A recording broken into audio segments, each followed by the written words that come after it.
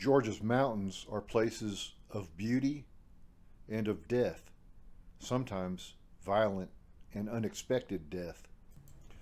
The mountains are usually peaceful and tranquil, but on occasions there are the sounds of battle or accidents or traffic or jet planes. In northwest Georgia, there's a 15-mile section of the Pinhoti Trail from Snake Creek Gap to Doug Gap. This part of the trail traverses 4 mountains, really long ridges of forest and rock.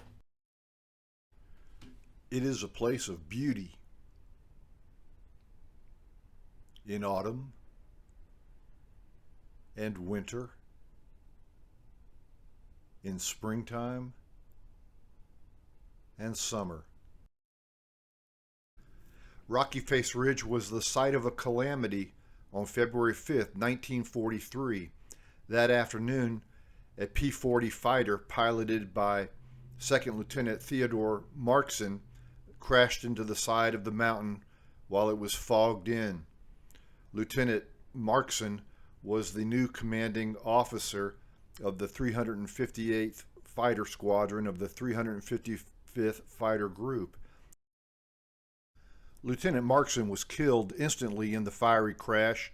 The plane was removed to Atlanta, and many years later, a small monument was placed at the site, just a short distance south of Doug Gap on the Pinhoti Trail.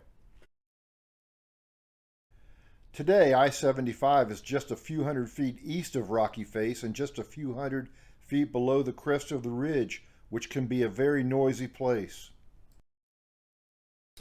This is a favorite destination of mountain bikers who call this 15-mile stretch of the Pinhoti Trail the Snake. It includes landmarks like a place called Puke Pit, a very tough descent into a gap, followed shortly thereafter by the Wall, an equally steep and difficult climb. Northbound mountain bikers who have just completed Puke Pit have one opportunity to exit the trail before reaching the Wall.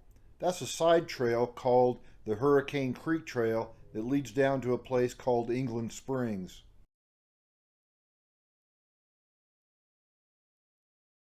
A Civil War era map marked this as very hilly, not settled, and poor country.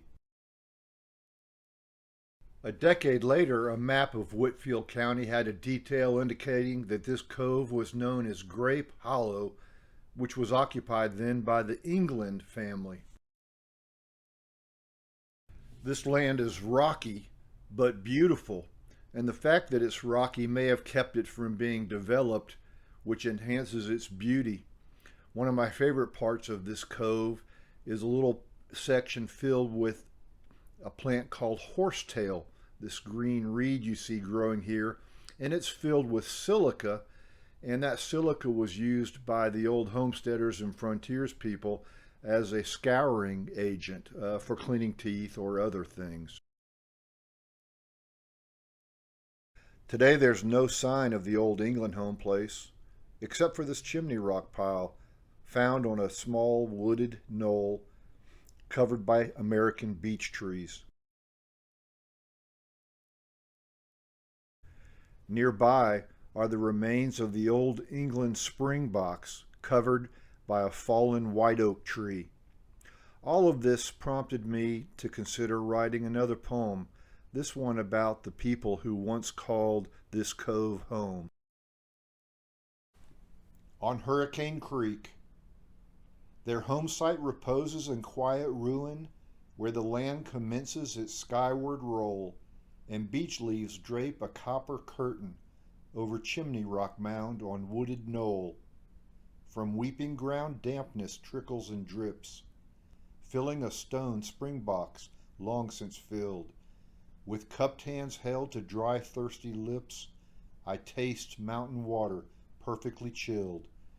A storm-felled oak became fate's shroud, masking this fountain from those passing by, shadowed beneath a transient cloud, asking when did this family leave and why.